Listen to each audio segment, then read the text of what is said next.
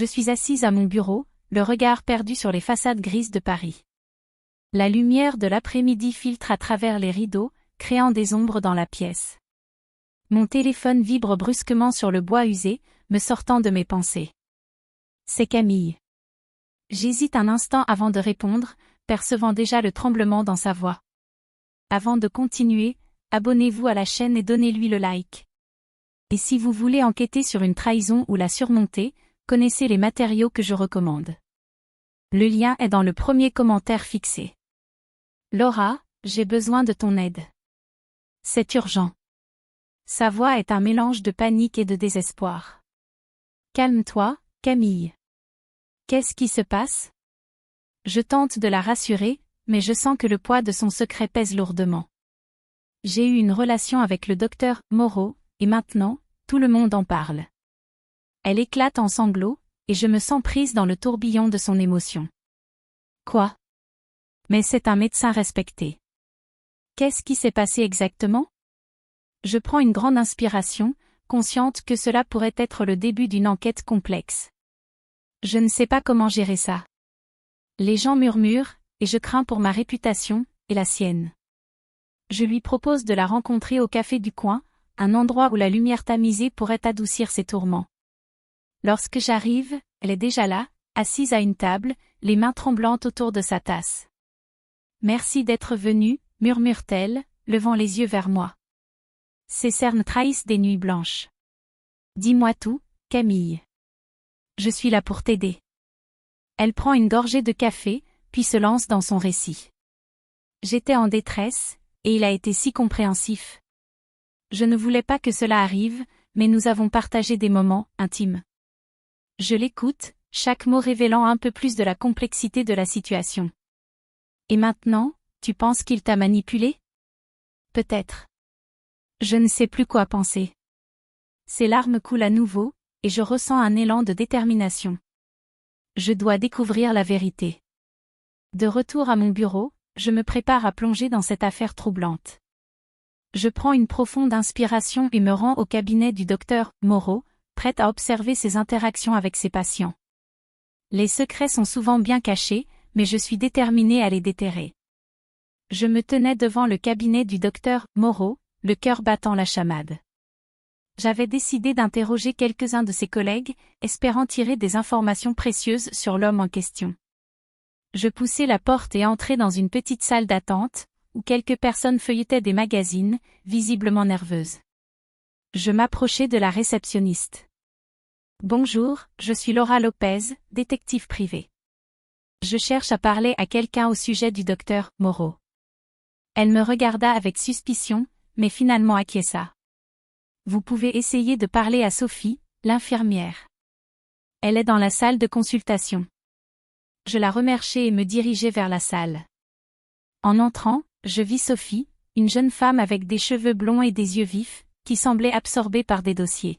« Excusez-moi, Sophie, dis-je en m'approchant. » Elle leva les yeux, surprise. « Oui. Que puis-je faire pour vous? » Je me présentai et lui expliquai brièvement la situation. J'essaie de comprendre ce qui se passe avec le docteur Moreau et sa patiente, Camille Martin. Sophie hésita un instant, puis soupira. « Écoutez, le docteur Moreau a toujours eu une excellente réputation ici. Mais, il y a eu des murmures. » Des murmures? Qu'est-ce que vous voulez dire? Certaines patientes se plaignent de comportements un peu déplacés. J'ai entendu Camille en parler. Elle était troublée. Je frémis à cette révélation. Que savez-vous d'autre sur leur relation? Je ne sais pas grand-chose, mais il y a eu des moments où il semblait trop proche d'elle. Je me demande si c'est juste de l'empathie, ou quelque chose de plus. Je remerciai Sophie pour son honnêteté et sortis du cabinet, mon esprit tourbillonnant de pensées. Je décidai de parler à un autre patient, un homme d'un certain âge qui avait l'air pensif dans la salle d'attente. En m'approchant, je lui demandai « Bonjour, pardon de vous déranger. Pourriez-vous me parler du docteur Moreau ?» Il me fixa, puis hocha la tête. « Oui, il est compétent, mais, parfois, il a des attitudes étranges. Une fois, il a pris ma main pour me rassurer, mais ça m'a mis mal à l'aise. Vous n'êtes pas le premier à me dire cela, dis-je, notant chaque mot. Pensez-vous qu'il pourrait avoir une relation inappropriée avec ses patientes? Je ne sais pas, mais il y a quelque chose d'inhabituel dans son comportement. Faites attention, mademoiselle. En quittant le cabinet, je réalisai que je commençais à tisser une toile de mensonges et de secrets. Les indices s'accumulaient, mais je savais que je n'avais pas encore la vérité. L'affaire devenait de plus en plus complexe, et je n'étais pas prête à abandonner. Je me tenais dans le petit bureau que j'avais loué, entouré de dossiers éparpillés, quand je me suis rendu compte que l'affaire prenait une tournure inattendue. Camille n'était pas la seule patiente à avoir eu des interactions ambiguës avec le docteur Philippe Moreau. J'avais commencé à croiser des témoignages qui évoquaient des situations similaires avec d'autres femmes. Mon cœur battait la chamade alors que je feuilletais des notes, chaque mot semblant me chuchoter un secret. Je me souviens d'une conversation avec une collègue de Camille, Sophie. Tu sais, Laura, il y a d'autres filles qui ont eu des moments étranges avec lui. J'ai entendu des bruits, mais tout le monde a peur de parler. Son regard inquiet m'avait frappé. Pourquoi personne n'en parle, avais-je demandé, perplexe.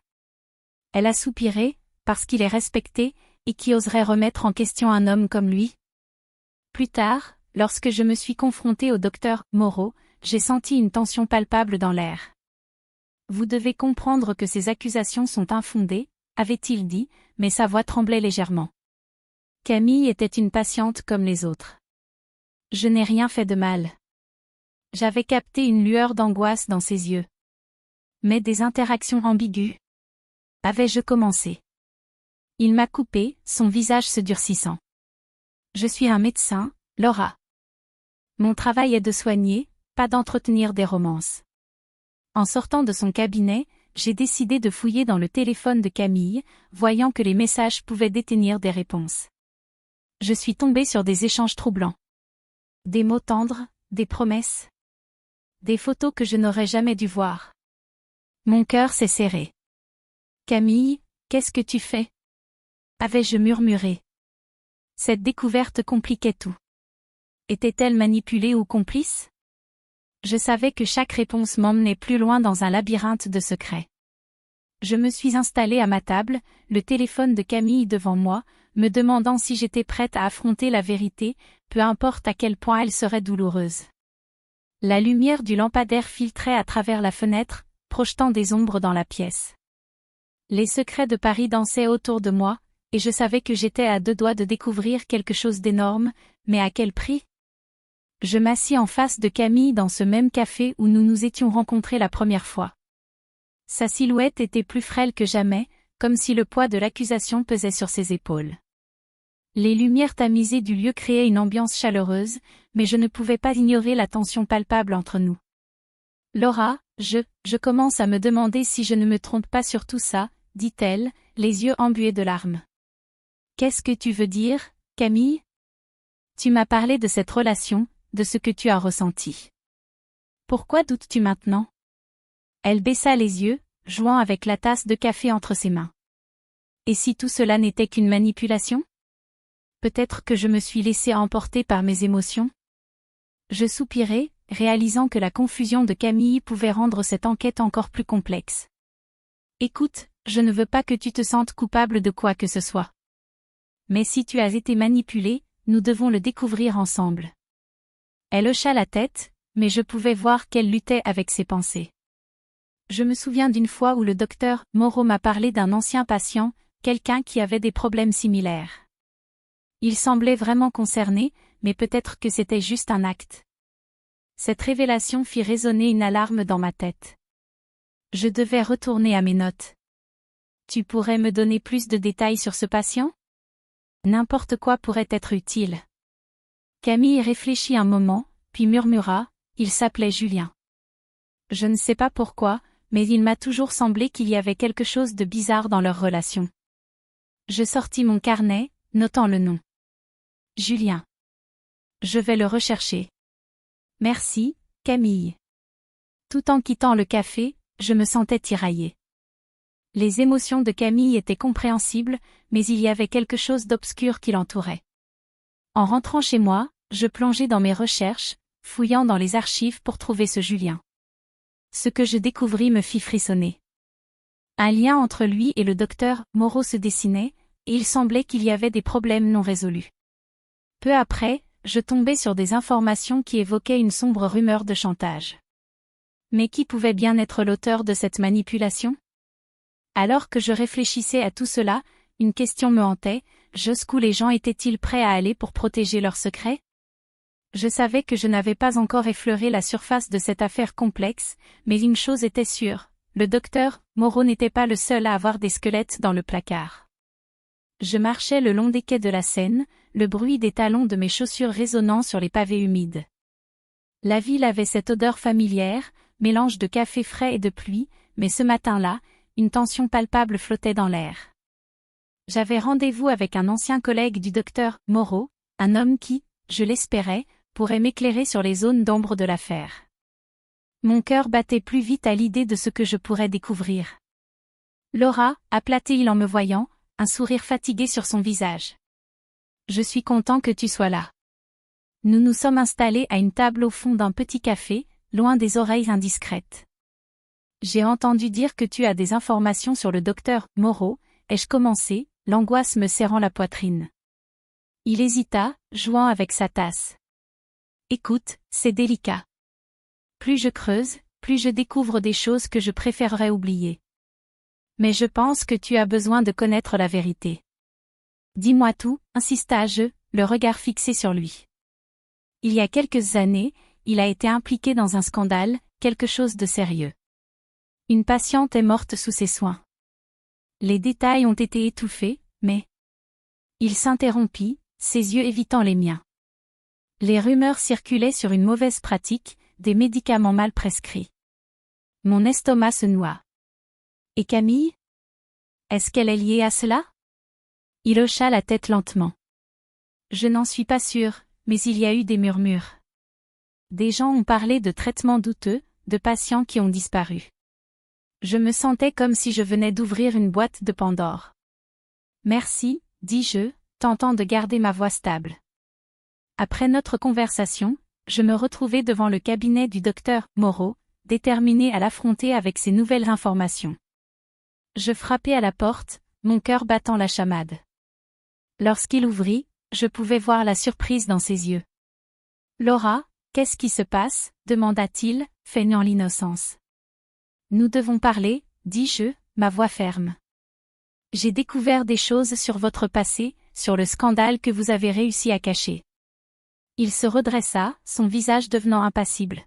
« Je ne sais pas de quoi vous parlez, » répliqua-t-il, sa voix calme mais tranchante. Je ne pouvais pas laisser tomber. Vous savez très bien ce que je veux dire. Les patients, les morts.